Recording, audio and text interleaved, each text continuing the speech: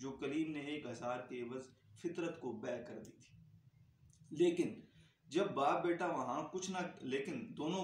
وہاں کچھ نہ کہہ سکے۔ کلیم کو عدالت نے 700 روپے جرمانہ کی سزا سنائی۔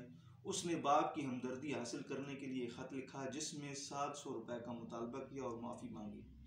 باپ نے چھوٹتے ہی اس کو 700 روپے بھجوا دیے۔ 500 روپے بطور جرمانہ ادا کر کے وہ دولت آباد کی طرف روانہ ہوا اور وہاں کے والی کی مدح سرائی کر کے مراعات کا حصول چاہا، لیکن وہاں کے والی اپنی فضول خرچیوں کے باعث معزول ہو چکے تھے۔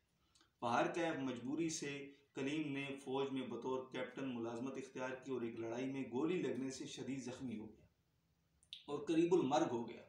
اسے ڈولی میں گھر لایا گیا تو گھر میں کوہرام مچ گیا۔ تجویز پایا کہ جمیلہ کے محلے میں ڈاکٹر سے علاج کروایا جائے، لیکن اس تجویز کے باوجود کلیم جان بر نہ ہو سکا، لیکن مرنے سے پہلے اس نے تمام گھر والوں سے اپنے کیے کی معافی مانگ لی۔ نسو کے دیگر بیٹیاں دین پر مکمل کاربند ہو گئے اور دوسروں کی اصلاح میں مگن ہو گئے۔ یہ اس کا خلاصہ تھا۔ اب توبۃ النصوح کے حوالے سے یہ 2 اقتباسات ہیں میرے پاس، یہ میں نے بتایا نہیں تھا کہ کس کتاب سے میں نے لیے تھے۔ تو یہ تنقید کے حوالے سے ہیں اس کتاب کی کہ ناول میں سماجی پس منظر کو اولیت حاصل ہے۔ افراد کی زندگی اسی معاشرہ کل کا جز ہوتی ہے، لہٰذا توبۃ النصوح کا فنی مقام متعین کرنے کے لیے یہ سیگانہ معیار ہمیں اپنا سامنے رکھنا پڑے گا۔ نمبر 1، زندگی کا خارجی پہلو یعنی سماجی پس منظر۔ نمبر 2، زندگی کا داخلی پہلو یعنی کردار نگاری۔ تیسرا، مصنف کا زاویہ نظر۔ کسی ناول یا ناول نگار کی عظمت کا انحصار بس انہی 3 باتوں پر ہوتا ہے۔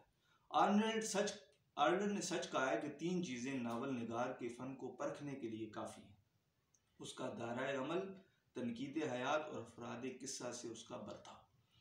بعض لوگ نذیر احمد کی مولویت کو ہدف تنقید بناتے ہیں اور ان کو گھریلو زندگی کی مرقع کشی کے باعث محدودیت کا طعنہ دیتے ہیں، جبکہ اس کے برعکس رتن ناصر شاہ کے فسانہ آزاد کو فوقیت دیتے ہیں، لیکن یہ بات غلط ہے۔